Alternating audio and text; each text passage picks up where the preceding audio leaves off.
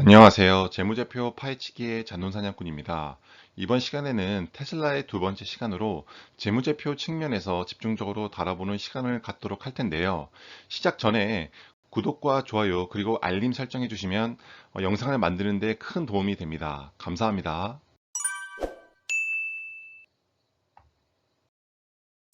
파트 2 재무제표 분석인데요. 우리가 찾고자 하는 회사는 A사분면 그리고 B사분면에 속한 회사인데요.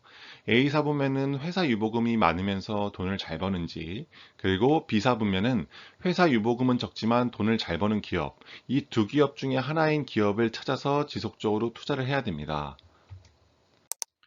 테슬라가 재무제표가 좋은 회사인지를 알아보기 전에 우선 GAAP와 non-GAAP에 대한 정의에 대해서 간단하게 짚고 넘어가겠습니다. 우선 GAAP는 Generally Accepted Accounting Principles라고 일반 회계 기준을 얘기하는데요. 우리가 여태까지 살펴본 모든 기업들은 이 일반 회계 기준으로 작성되었다고 보시면 될 것 같아요. 근데 미국의 간혹 특정 기업들이 이 non-GAAP, 즉 비일반 회계 기준을 병기하는 경우가 생기는데 테슬라도 그런 기업 중 하나입니다. 이 비일반 회계 기준의 특징은 반복적으로 발생하지 않는, 그러니까 일회적으로 발생하는 비용을 제외해서 실적이 더 좋아 보이는 효과를 나타내는 기준인데요. 뭐 환경 규제 크레딧이나 스톡 옵션 같은 것은 반복적으로 발생되는 것이 아니라 일회성으로 발생이 된다고 보기 때문에 이 자사주를 통해서 스톡 옵션을 주거나 그 CEO나 CIO들에게 주는 스톡 옵션을 비용으로 보지 않는다라는 것입니다. 테슬라의 자산과 부채를 영업 성격과 비영업 성격으로 나누면 다음과 같은데요. 우선 단위가 억 원인 것을 보고 잘못 쓴 거 아니냐라고 하실 수 있겠지만 제가 1달러는 1,100원이라고 고정으로 잡아서 실제 이 회사의 자산과 부채 그리고 순자산 모든 것을 한화로 변환시켜 놨습니다. 그렇기 때문에 보실 때는 그냥 억 원으로 보시면 될 것 같아요. 다시 돌아와서 영업 성격을 보면은 자산과 부채를 뺀 순자산이 22조가 되고 비영업 성격이 약 3조 9천억 원 정도가 되는 것을 알 수 있어요. 시가총액이 732조고, 그래서 삼성전자가 지금 500조 정도가 넘으니까 시가총액이 정말 빠른 스피드로 올라갔다는 것을 볼 수가 있습니다. 아까 말씀드렸던 GAAP와 non-GAAP는 말씀드렸기 때문에 더 이상 얘기는 안 하고요. 그래서 이렇게 미국의 재무제표를 보면은 이렇게 GAAP와 non-GAAP로 구분해서 병기 표시한다는 점을 참고하시면 될 것 같고, 우리는 GAAP, 좀 더 보수적인 회계 처리를 하는 GAAP를 살펴보도록 하겠습니다. 그래서 당기순이익이 2020년도에 7,931억 원이 났기 때문에 ROE 기준으로 3.58% 정도가 되고요. 그래서 테슬라가 실제로 버는 돈의 수준과 회사가 쌓아둔 여유 자금을 바탕으로 보면은 한 B와 A 사이쯤 언저리 어딘가에 있을 것 같습니다. 매출에서 외상 비중을 먼저 알아야겠죠. 왜냐하면 외상 비중이 너무 크면은 현금화가 덜 되고 그렇기 때문에 유동성에 문제가 올 수 있기 때문입니다. 테슬라의 2011년도 기준을 살펴보면은 4.7%로 100원을 벌면은 한 47원 정도가 매출 채권으로 잡혔다는 것을 알 수 있어요. 2020년도까지 와보면은 이렇게 매출액은 정말 급속도로 상승을 하고 있고요. 그에 만큼 상승 정도는 아니지만 이 매출 채권도 상승을 해서 2020년도 기준은 약 6% 정도가 되는 것을 알 수 있어요. 기아 자동차를 예전에 분석을 해봤을 때는 4.5% 아래였으니까 매출 채권의 비중이 조금은 높은 편이다 상대적으로 라고 결론을 내릴 수도 있고, 그렇지만 절대적인 수치가 엄청 높은 편은 아니기 때문에 뭐 이 정도이구나라고 알고 넘어가시면 될 것 같아요. 다음은 실제 영업 활동을 통해서 벌어들인 돈을 한번 봐야겠는데요. 보시는 것처럼 2011년도부터 2019년도까지 영업이익을 내지 못한 기업입니다. 매출은 꾸준히 증가했다는 것은 살펴봤지만 실제로 매출 대비 벌어들인 돈은 마이너스인 겁니다. 근데 2020년도에 특이할 만한 사건이 발생하죠. 매출이 34조인데 그에 대해서 6.3%에 해당되는 영업이익률을 발생시킨 겁니다. 기아 자동차 같은 경우도 영업이익률이 채 5%가 되지 않는데 순식간에 6.3%가 됐다는 것은 괄목할 만한 성적이라고 볼 수 있는 거죠. 또 손익계산서 항목별 증감률을 살펴보겠는데요. 매출액에서 매출 원가를 뺀 값이 매출 총이익이고 매출 총이익에서 판매비와 관리비를 빼면 영업이익이 나옵니다. 이 영업이익에서 영업 외 수익을 더하고 빼면은 당기순이익이 나오는데요. 이 각각의 항목들이 얼마만큼의 상승률을 갖고 있는지를 알면은 이 영업이익과 당기순이익의 향후 예상치도 가늠해 볼 수 있습니다. 보시는 것처럼 매출액은 지난 10년 동안 약 K거 기준 65.5%의 상승을 보이고 있고 매출 원가는 그보다 조금 높은 67.6%를 상승하고 있는 것을 알 수 있어요. 그래서 매출 총이익은 그보다 적은 59.7%의 상승률을 보였고 판매비와 관리비는 30.9%로 매년 상승한 것을 알 수 있습니다. 영업이익은 거의 한 7, 8년 동안 계속 마이너스였기 때문에 당기순이익도 그렇고 이 K거를 계산할 수가 없습니다.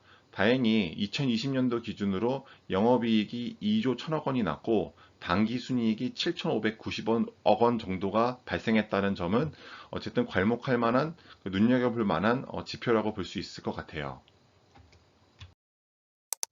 다음은 제품을 만드는 데 꼭 필요한 유무형 자산이 매출의 얼마만큼의 비중을 차지하는지를 정의한 표인데요.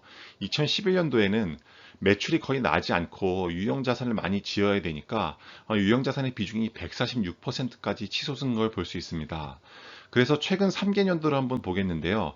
2018년도부터 2020년도까지 매출액 대비 유형자산의 비중은 53%에서 40%까지 떨어졌고 무형자산의 비중은 2%대로 유지되는 것을 알 수 있습니다. 이렇게 매출액이 증가하니까 유형자산의 비중은 줄어들었다고 볼 수가 있고요. 이렇게 무형자산 비중은 일정한 상태로 유지되는 것으로 보아 로열티 그리고 영업권 등을 사서 계속 무형자산을 늘리고 있다라고 결론을 내릴 수 있을 것 같아요. 재고자산의 증감 여부는 실제 고객에게 팔 수 있는 재고가 얼마나 있는지를 확인하는 지표인데요.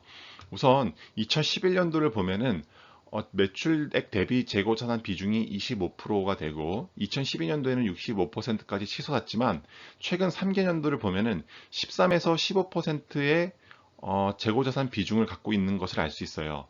근데 이 수치가 이제는 급격하게 늘거나 줄어들면은 꼭 체크를 해봐야 되는 것이 매출 원가라는 것은 기초 재고에서 단기에 구입한 새로 생산한 것과 실제 남은 재고를 뺀 값을 매출 원가로 매깁니다. 다시 말해 기말 재고가 급격하게 늘어난다는 것은 이 기말 재고 여기 마이너스 값이 엄청 커진다는 뜻이 되기 때문에 매출 원가가 급격하게 하락하는 결과를 맞이하죠. 그래서 일부 불성실한 기업들은 이 기말 재고 평가를 엄청 높여놔서 매출 원가를 낮추고요. 그렇기 때문에 그해 연도에 영업이익을 좋게 부풀리는 결과를 발생시키기 때문입니다.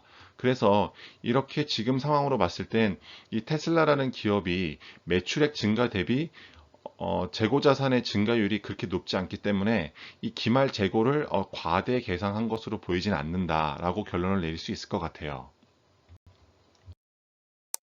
영업활동 현금 흐름과 당기순이익은 항상 영업활동 현금 흐름이 조금 더 크거나 비슷해야 되는 상황이라고 볼 수 있습니다. 근데 2011년도부터 2019년도까지 보면은 이 차이의 값을 꺾은 선으로 표시했는데요. 점차 커져서 2017년도에는 23조까지 벌어졌다. 2019년도에도 13조가량이 벌어진 것을 알 수 있어요. 2020년도에 특이할 만한 점은 그 폭이 훨씬 줄어서 1조 8천억 원밖에 차이가 나지 않는다는 점입니다. 다시 말해 영업활동 현금 흐름과 당기 순이익이 비슷한 크기로 가는 게 가장 이상적인데 그 이상적인 형태가 2020년도에 발생했다고 보시면 될 것 같아요. 다음은 투자 재무활동 현금 흐름입니다. 영업활동 현금 흐름에서 실제 기업의 투자를 위한 유무형 자산에 대한 투자, 캐펙스라고 하죠. 이 투자를 뺀 값이 잉여 현금 흐름이라고 하는데요. 그 값이 2018년도에는 그 값이 플러스로 전환된다는 점을 볼 수가 있어요. 그리고 2019년도에는 유의미하게 1조 1천억 원 가까운 잉여 현금 흐름이 발생하고 2020년도에는 그보다 2.5배나 높은 250%가량이 늘어난 3조 원 가까운 잉여 현금 흐름이 발생합니다. 이것을 그래프로 보면은 다음과 같은데요. 2018년도부터 2019년, 2020년도에 걸쳐서 이렇게 잉여 현금 흐름이 플러스가 된 것을 눈여겨보시면 될 것 같고, 이 시점에 주가가 어떻게 변했는지는 바로 뒷페이지에서 설명드리도록 하겠습니다. 그리고 재무활동 현금 흐름에서 보면은 특이할 점이 2020년도에 전년도보다 거의 뭐 5배, 6배 가까운 돈의 플러스가 됐는데 이 돈이 어떻게 들어왔는지를 확인해 봐야겠는데요. 약 10조 가까운 돈이 어디서 들어왔는지를 확인해 보면은 실제 스탁, 유상증자를 통해서 13조 가까운 돈이 들어왔습니다. 그렇기 때문에 이 재무활동 현금 흐름에서 10조 가까운 돈이 돌아왔고, 그래서 기말 현금 및 현금성 자산이 21조 8천억 원 가량이 된 것을 알 수가 있겠죠. 마지막으로 기업의 적정 가치 S림입니다. 우선 기업의 주가 차트를 보면은 2011년도부터 2018년도까지는 사실 유의미한 주가 상승은 없었어요. 물론 2013년도에 한번 상승은 했지만 그 가격이 거의 6년, 7년에 가깝게 비슷한 형태를 유지했죠. 아까 제가 방금 전 페이지에서 말씀드렸듯이 2018년, 2019년, 2020년에 유의미한 잉여 현금 흐름이 발생했다고 말씀드렸습니다. 다시 말해, 실제로 이 회사, 테슬라라는 회사가 영업 활동을 통해서 돈을 벌어들이기 시작한 시점이라는 거죠. 그 당시의 주가 상승을 보면은 정말 가히 폭발적이죠. 이렇게 잉여 현금 활동이 플러스가 된 시점에서 1, 2년 내에 주가가 폭등하는 모습을 볼 수가 있습니다. 자, 그래서 잉여 현금 흐름 캐시플로우에 대한 표를 다시 한번 가져오면은 이렇게 2019년도에서 2020년도에 이 잉여 현금 흐름이 폭발적으로 상승한 시기와 실제 주가가 상승한 시기가 거의 비슷하다는 것을 알 수가 있습니다. 다음은 기업의 적정 주가에 대한 계산인데요. 2020년도 전까지는 이 ROE가 다 마이너스였기 때문에 크게 의미가 없습니다. 2020년도에는 4.52%의 ROE를 달성했기 때문에 그 기준으로 계산해 보면 적정 주가가 12달러고 ROE가 20%까지 올라가더라도 54달러가 적정 주가입니다.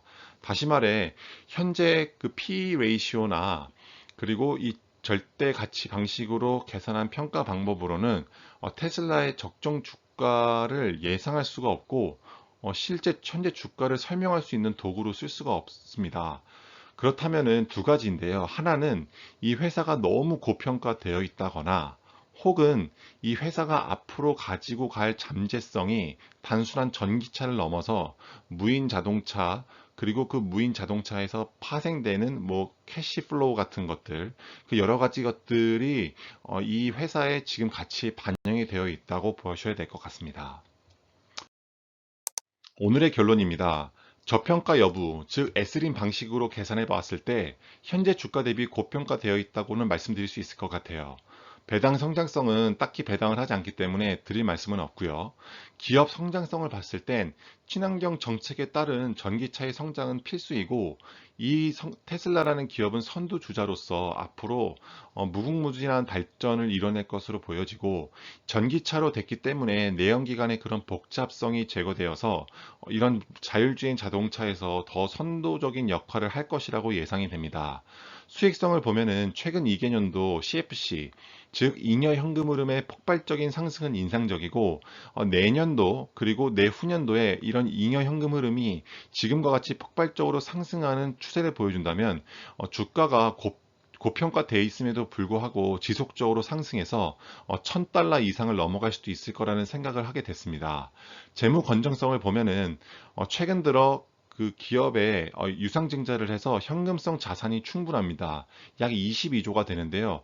그 중에 한 1.5조를 비트코인을 투자한 것으로 볼 수 있겠습니다. 또한 부채 비율도 크게 높은 편은 아니기 때문에 이 재무 건전성으로 봤을 때는 양호한 편이라고 볼 수 있겠습니다. 지금까지 테슬라 기업의 재무제표 측면에서 집중적으로 살펴보았는데요. 이 영상이 조금이라도 도움이 되셨다면 구독과 좋아요, 그리고 댓글 부탁드리겠습니다. 감사합니다.